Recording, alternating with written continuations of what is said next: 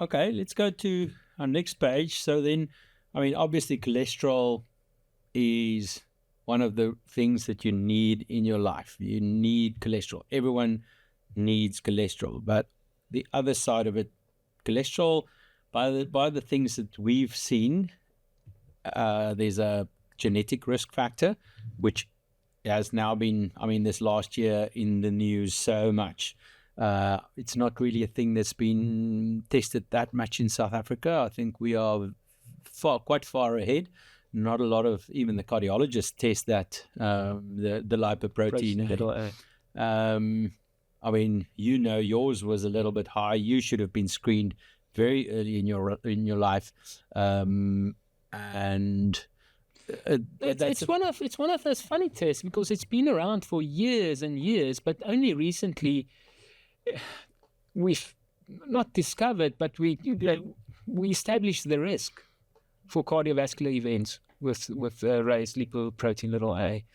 And that's a hereditary piece of your lipoprotein A. If it's high, it's high, and if it's low, it's low. So pretty much need to be screened really once in your life. So currently also we can't do much about it with the medicines available in South Africa. So why do we test it if we can't do much about it? Basically, we just up our aggressiveness on lipids, and we treat the lipids more aggressively. We treat risk factors more aggressively if you've got a raised lipoprotein a. So that's how we treat it then. Some of the newer drugs, there's a lot of action going on. The new CETAP inhibitors, they show to lower lipoprotein a quite a bit. So that might be a game changer going forward. But for now, we need the value to see what's your risk. It's one of the puzzle pieces. Okay, and then if we jump to the next one, we pretty much talk about ApoB. You can listen to our previous podcasts in the ASCVD, but ApoB is actually now the main predictor of cardiovascular disease as far as cholesterol goes. So if we talk again, so you've got serum cholesterol is your big number, then you get HDL, LDL, and triglycerides.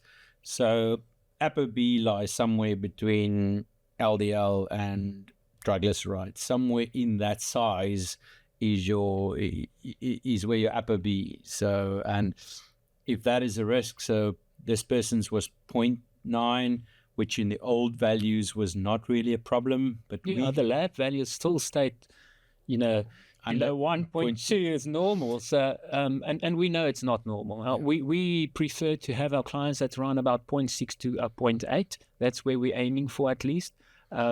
So even at 0.9, slightly high for us. We would like it into that little bit lower than that.